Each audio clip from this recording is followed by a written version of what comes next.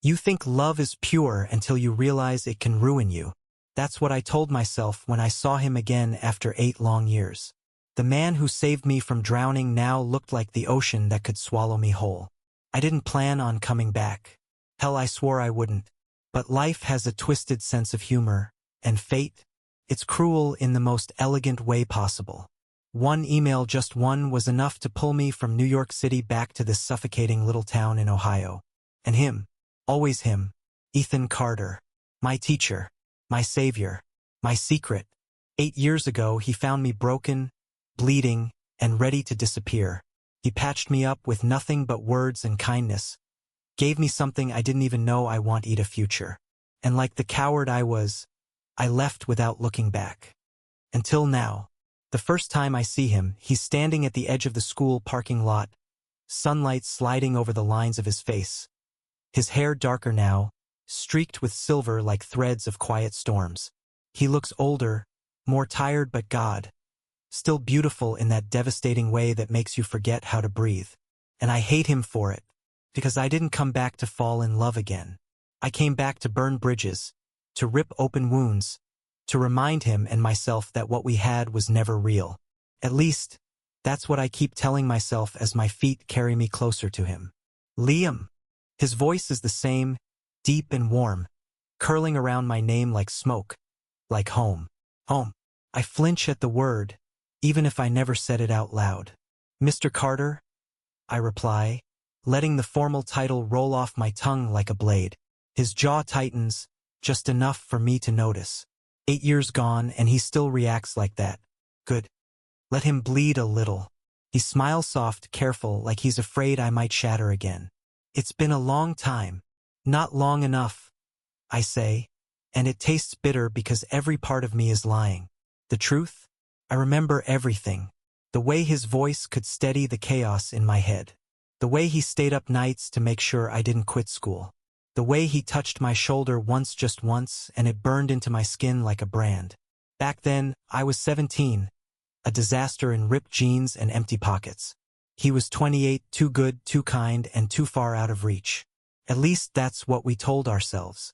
But boundaries blur when you're lonely, and God, we were both drowning in our own ways. We didn't cross the line. Not really. But we wanted to, and that's what ruined me. Because I spent 8 years trying to forget the almost of us. And now, here he is, looking at me like he still sees the boy I used to be. You look different, he says finally, eyes tracing the tattoos on my arms, the scars I didn't bother hiding. People change, I mutter, lighting a cigarette even though I quit 3 years ago. The flame flickers, and for a second, I wonder if he notices my hands shaking. Some things don't, he says, and I know he means us. The meeting was supposed to be short, a simple reconnection for the sake of courtesy. But nothing about us was ever simple. By the time I leave, it's dark, and his voice is still in my head like a song I can't stop humming. I should stay away. I won't, because this isn't just about him anymore. This is about what he took from me, or what I gave so willingly it feels like theft now. This is about power, about control, about making him feel the kind of helplessness I drowned in for years. And maybe God help met his is about love, too. Twisted, ruined, unforgivable love. The next time we meet, it's at his house. He didn't invite me. I just showed up. Old habits die hard, and breaking into places feels easier than knocking. His living room smells like coffee and loneliness. Books stacked on the floor, papers scattered like he's been fighting ghosts instead of grading assignments. He finds me there, leaning against his desk, cigarette smoke curling around me like a halo of sin. What the hell are you doing here? His voice isn't warm, no, it's fire, sharp enough to burn. Relax, teach, I say, smirking even though my chest feels like it might explode. I just wanted to see if the hero still lives in the same castle. This isn't a game, Liam. Who said it was? I whisper, stepping closer. Close enough to smell the coffee on his breath, the faint trace of cologne that still feels like memory. His eyes darken, storm breaking over gray seas. You need to leave. Make me. And for a moment, one electric, dangerous moment, I think he might. His hand twitches like he wants to grab me, shake me, kiss me, something, anything. But he doesn't. He just stares like I'm both the fire and the gasoline. And maybe I am. I didn't come back to play nice. I came back to finish what we started. And if it destroys us both, so be it. The thing about revenge is that it's never really about the other person. It's about you. About the holes in your chest you keep trying to fill with rage because love didn't work. That's what I tell myself when I drive home that night, windows down, cold wind biting my face. My pulse is still racing. My hands still smell like his house. And underneath all that, the taste of want, raw and bitter on my tongue. I shouldn't have gone there. But God, it felt good. Seeing him crack just a little felt like winning. But the truth? He's still in control. He always has been. Even when I'm the one holding the match, he's the gasoline. And without him, I'm just smoke. It starts the next morning, the texts. Ethan, don't show up at my house again. I stare at the screen for a long second, then type back. Me? Or what? You'll give me detention? The dots appear, then vanish, then appear again. Finally, Ethan. You're not a kid anymore, Liam. Stop acting like one. That one hits deeper than I expect. But I laugh anyway because the alternative is admitting he's right. The day bleeds into night, and before I know it, I'm parked outside his place again. Why? I don't know. Maybe because chaos feels safer than silence. His lights are on. Through the window, I see him at the kitchen counter, sleeves rolled up, cutting something on a board. Domestic, ordinary, and somehow that pisses me off more than anything. Because he's living like nothing happened. Like 8 years ago didn't tear me apart. I knock this time, hard enough to make the glass rattle. When he opens the door, the look on his face is pure exhaustion laced with fury. Jesus, Liam, dinner smells good. I cut in, pushing past him before he can stop me. The warmth of his house wraps around me like a trap, the scent of garlic and something rich in the air. What's on the menu? Regret? Guilt? Or just pasta? His jaw clenches. You need to leave. You keep saying that. I reply, throwing myself onto his couch, spreading out like I own the place. But you never make me. He slams the door hard enough to make the frame shudder. Then he turns, and for the first time since I came back, I see it crack. The sharp edge of something darker in his eyes. What the hell do you want from me, Liam? His voice is low, dangerous. The kind of voice that makes your body tense, makes your heart pound for all the wrong reasons. I smile slow, cruel, like a wolf that's been starving. What do you think? His throat works as he swallows. And for a second, a single, fleeting second, I swear I see it. The want. The same want that almost destroyed us before. But he kills it fast. Shoves it down deep like he's done 1,000 times before. You need help, he says finally, turning back toward the kitchen. And I can't give it to you. That makes me laugh. A sharp, broken sound. Can't? Or won't? He doesn't answer. Just keeps chopping like the rhythm of the knife can drown me out. So I stand. Walk slow, deliberate until I'm right behind him. Close enough to feel the heat of his body. Close enough to see the muscles in his forearms flex as he grips the knife. You ever wonder, I whisper, my breath brushing the back of his neck, what would have happened if you hadn't stopped? That night, the knife freezes midair. Liam, because I do. I murmur, leaning in until my lips are a ghost against his ear. Every damn day, his shoulders go rigid like stone. For a long, heavy moment, the only sound is his breathing, sharp and uneven. Then slowly he sets the knife down, turns to face me, and Christ, his ice-theory wildfire. Gray turned to storm, rage and hunger colliding so hard it steals my breath. You don't know what you're doing, he says, voice rough. I smile like a sinner. Then teach me. The next second, I'm against the wall, hard enough to make a picture frame rattle, his hand fisted in my shirt, his breath hot against my mouth. And I swear to God, for a heartbeat, I think he's going to do it. Cross the line we danced around for years. But he doesn't. Of course he doesn't. Instead, he shoves me back, like touching me burned. like I'm poison. Get out, he snaps, voice shaking. Why? My laugh is sharp, cruel. Afraid you'll like it? His jaw works, teeth grinding. Then softer, like it kills him, because I already do. And just like that, the floor drops out from under me.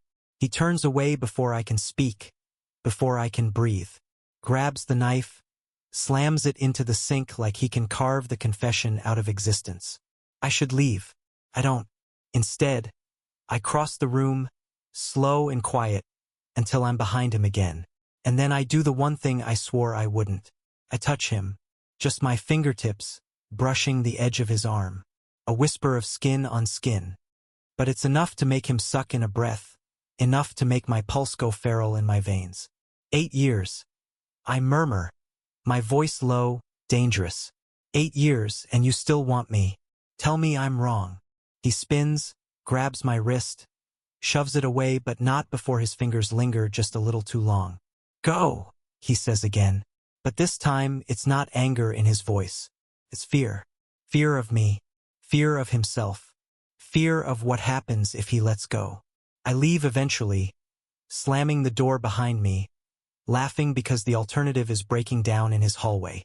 But as I drive away, my hands won't stop shaking. Because for the first time, I'm not sure who's in control anymore. The rain starts the next day. Hard, relentless, like the sky's trying to drown the whole damn town. And maybe that's fitting because I've been drowning since the moment I saw him again. I tell myself I'm done. That I've made my point, that the look on his face last night was enough. But then the phone rings, and all that resolve crumbles like wet paper. Ethan, we need to talk. Tonight. His house smells like whiskey and rain when I walk in. He's sitting on the couch, glass in hand, shirt unbuttoned just enough to make my thoughts dangerous. You came, he says, like he didn't know I would. You asked? I reply, dripping water on his floor, watching his eyes flick over me like he's trying not to notice the way my t-shirt clings to my skin. Sit, he says, nodding to the chair across from him. I don't. I drop onto the couch instead, close enough for the air to crackle. He downs the rest of his drink, sets the glass aside. What are you doing, Liam? I smile slow, lazy. Whatever I want. Why? His voice is softer now. Why come back after all this time? There it is. The question I've been waiting for. The one I don't want to answer because the truth tastes like blood. So I give him the easy lie first. Because you left something unfinished. His eyes narrow. Bullshit. And then like a wound splitting open I let the truth out. You saved me. I say, voice raw. You gave me a life when I didn't want one.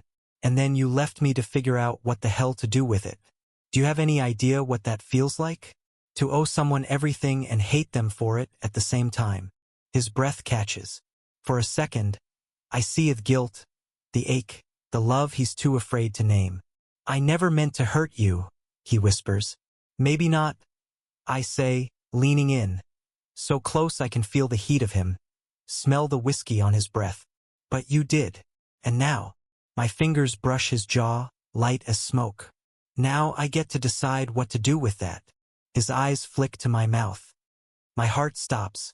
And then finally breaks. His hand fists in my shirt, dragging me forward. And his mouth crashes against mine like a storm breaking the sky. His lips taste like whiskey and sin. Hot, desperate, unyielding. For a moment, the world narrows to nothing but his mouth on mine. His hands gripping my shirt like I'm the last thing keeping him from drowning. And maybe I am. I don't think. I can't. I just kiss him back like 8 years of hunger have been waiting for this 1 second. His breath hitches when my fingers slide into his hair, tugging just enough to pull a sound from his throat that feels like victory and surrender all at once. God, I missed this. No wrong. I missed the idea of this. Because the truth? We never had this. Not really. Just stolen glances, lingering touches, the heavy weight of almost hanging between us. Until now. His hands move rough, urgent down my back, pulling me closer until there's no space left. I can feel his heartbeat, wild and furious, pounding against mine like a war drum. Liam, He breathes against my mouth, voice raw. We can't. Then stop me. I whisper, tasting the tremor in his lips. He doesn't. He kisses me harder. The fall to the couch is messy, desperate. His weight pins me down, solid and warm, and everything I swore I didn't need. My hands roam like I've earned this, like I have any right to touch him after all these years. His shirt comes undone under my fingers, and when my skin brushes his, I swear it feels like fire, but then freezes. 1 second, he's all heat and need. The next, he's gone, stumbling back like the couch burned him alive. Jesus Christ, he mutters, running a hand through his hair, chest heaving. What the hell are we doing? I push up on my elbows, my breath sharp, my body screaming at the sudden distance. What does it look like? This is wrong, he snaps, pacing now, hands flexing like he doesn't know what to do with them. Yuri God, Liam, you were my student. 8 years ago. I shoot back, standing now, anger flaring hot. I'm not a kid anymore. That doesn't matter. His voice cracks, and that kills me. Because it means he feels this too. It matters to me. Bullshit. I snarl, stepping closer. You want me. You've always wanted me. You think I didn't see it? The way you looked at me back then? The way you're looking at me right now. His jaw tightens. His silence is an answer. Say it. I whisper, moving into his space until there's barely an inch between us. Say you don't want me, and I'll walk out that door. His breath stutters. His eyes lock on mine, stormy and broken. And then quiet. Wrecked. I can't. The kiss this time is slower, softer, like an apology, like a confession. His hands tremble when they cradle my face, and for a moment, it feels less like war and more like surrender. Clothes fall away piece by piece, leaving us raw and bare in ways that have nothing to do with skin. When he pushes me back onto the bed, his touch is careful, almost reverent, like he's trying to memorize every inch of me. Tell me this isn't revenge, he murmurs against my neck, and the words hit like a blade. I freeze for half a second, then I laugh a sharp, hollow sound. Would it matter? His answer is a kiss so deep it steals the question from my mouth. Later, when it's over, when we're tangled in sweat and silence, I stare at the ceiling, the taste of him still on my tongue, and wonder if I've just crossed the point of no return. He's asleep beside me, his arm draped heavy across my waist like a chain I don't know if I want to break. His face is soft in the dark, all the sharp edges smoothed away, and for a second, I see the man who saved me. The man who made me believe in something better. And I hate him for it, because it makes what I have to do so much harder. I slip out of bed before dawn, careful not to wake him. My clothes are scattered like regrets across the floor, and as I pull them on, I catch my reflection in the mirror. Who the hell are you? The kid who owed him everything? The man who came back to ruin him? Or something else entirely? I don't have an answer. All I know is this. Last night wasn't supposed to happen. It wasn't part of the plan. But God help me, I'd do it again. By the time he wakes, I'm gone. But I leave something behind, a note on his nightstand, written in my scrawl. You can't save me twice. The storm outside mirrors the one in my chest as I drive aimlessly through streets that feel too small, too familiar. Every memory of him claws at my brain like broken glass. His voice, his hands, the way he said my name like it meant something. And then the other memories creep in, the ones I've been running from since I left this town. The hospital lights, the sirens, the sound of my father's fists slamming into the walls before they slammed into me. If Ethan hadn't stepped in back then, I wouldn't be here. He saved me. He gave me a life. And then he left me to figure out what to do with it. You don't walk away from something like that without leaving scars. That night, I sit in my car outside his house again, watching the lights flick on one by one. He's moving through the rooms slow, like he's carrying the weight of last night on his shoulders. Maybe he is. My phone buzzes. Ethan, we need to talk. Please. I don't answer. Not yet. Because the truth? I didn't come back for closure. I came back to burn it all down. The next day I start making moves. Quiet ones. Dangerous ones. People talk in this town always have. It doesn't take much to find what I need. His reputation. His job. The thin line he's been walking all these years to keep his past clean. And all it would take is one whisper, one spark to set his perfect little world on fire. Do I want that? God, I wish I knew.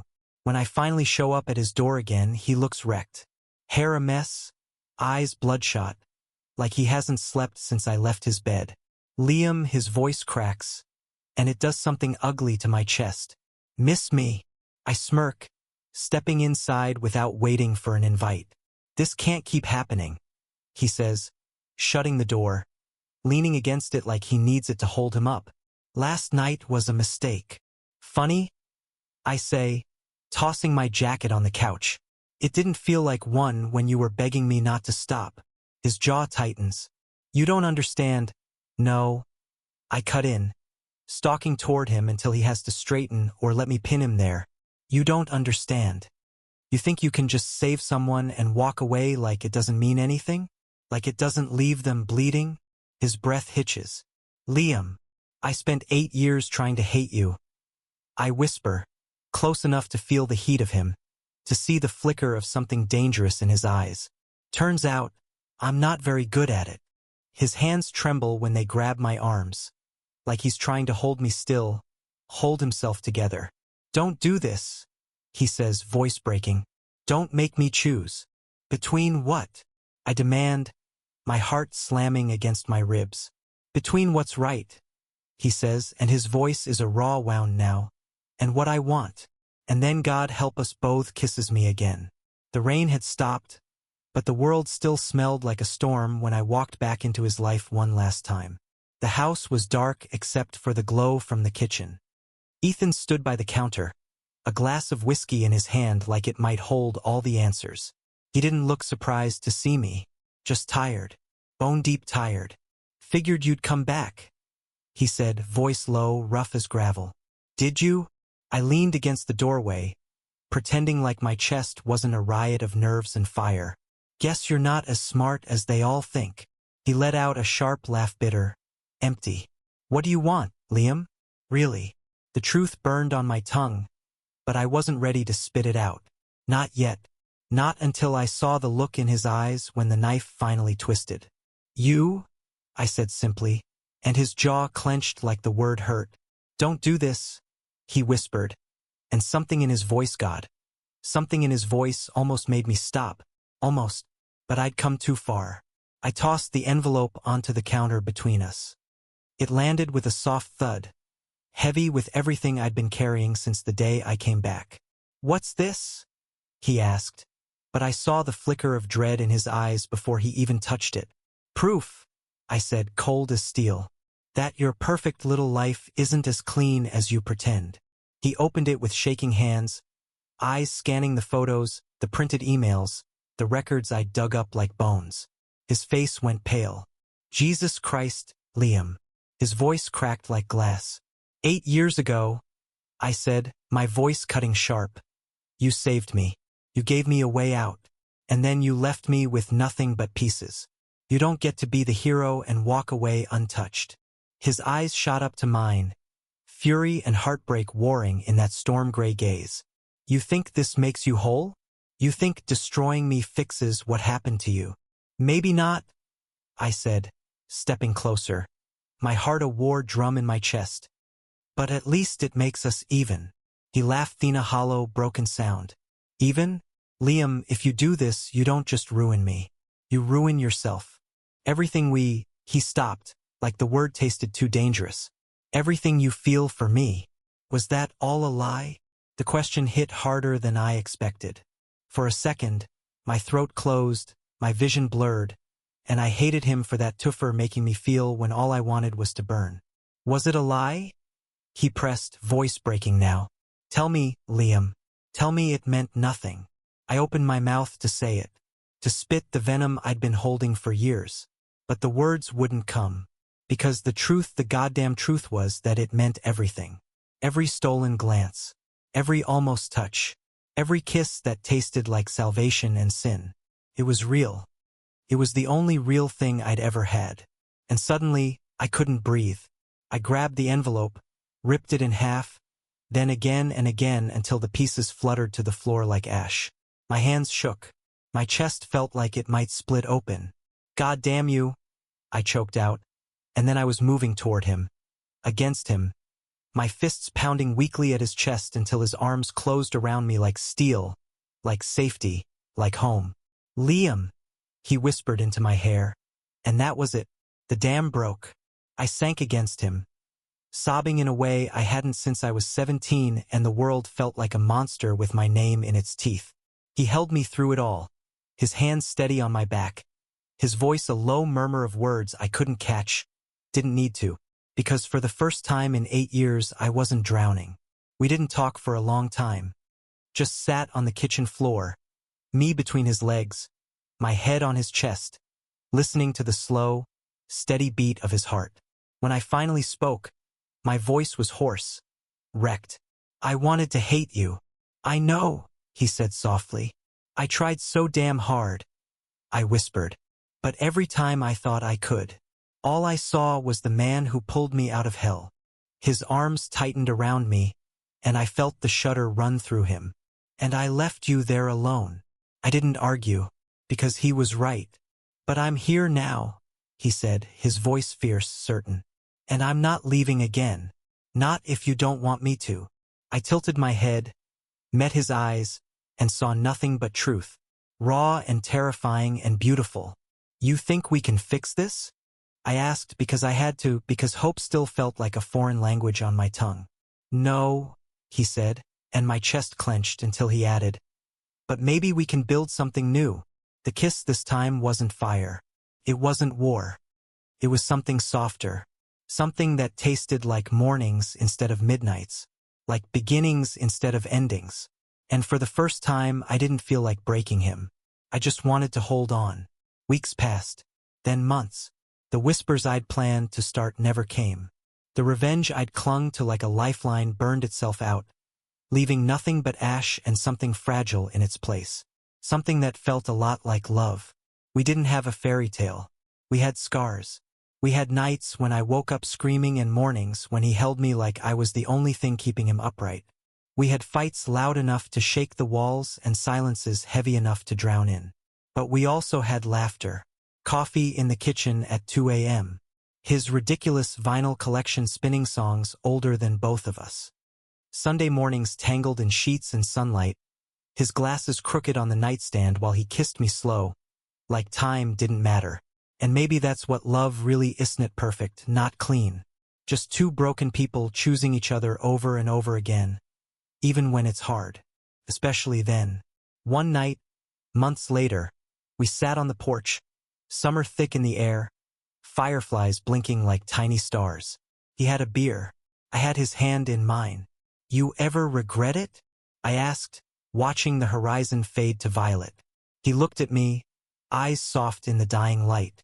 "What? Us?" I said quietly. "This."